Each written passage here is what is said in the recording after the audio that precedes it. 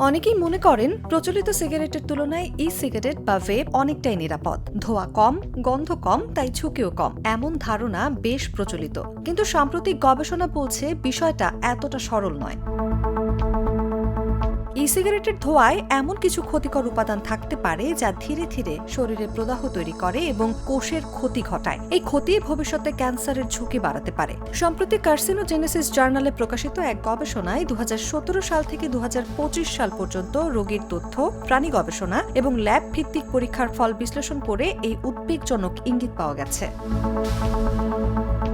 গবেষকরা বলছেন, ক্যান্সার হঠাৎ করে তৈরি হয় না। এর আগে শরীরে কিছু সতর্ক সংকেত দেখা যায়, যেমন প্রদাহ বৃদ্ধি এবং ডিএনএ ক্ষতিগ্রস্ত হওয়া। এই সিগারেট ব্যবহারের সঙ্গে এই পরিবর্তনের সরাসরি সম্পর্ক পাওয়া গেছে বলেও তারা উল্লেখ করেন। ভেপের ধোঁয়া মুখ গহ্বর এবং ফুসফুসের কোষে অস্বাভাবিক পরিবর্তন ঘটাতে পারে, যা দীর্ঘমেয়াদে ক্যান্সারের ঝুঁকির দিকে ইঙ্গিত দেয়। ই সিগারেট তুলনামূলকভাবে নতুন হওয়ায় এর দীর্ঘমেয়াদী প্রভাব এখনও পুরোপুরি জানা যায়নি। তবে কিছু দন্ত চিকিৎসক ও গবেষকের পর্যবেক্ষণে এমন ব্যক্তিদের পাওয়া গেছে যারা শুধুমাত্র ই সিগারেট ব্যবহার করেও মুখের ক্যান্সারের ঝুঁকির লক্ষণ দেখিয়েছেন।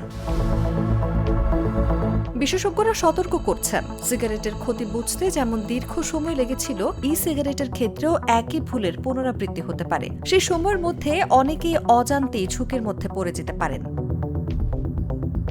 তাই এখনই সবচেয়ে গুরুত্বপূর্ণ হলো সচেতন হওয়া। বিশেষ করে শিশু ও কিশোরদের এই অভ্যাস থেকে দূরে রাখা জরুরি। ই সিগারেটকে নিরাপদ বিকল্প মনে করা ভুল হতে পারে। বর্তমান গবেষণা বলছে এটি শরীরে এমন পরিবর্তন ঘটাতে পারে যা ভবিষ্যতে ক্যান্সারের ঝুঁকি বাড়ায়।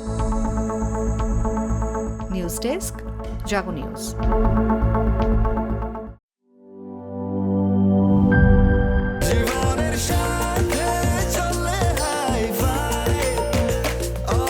স্বাস্থ্যকর অল টাইম, সব সময় অল টাইম হেলদি লাইফ।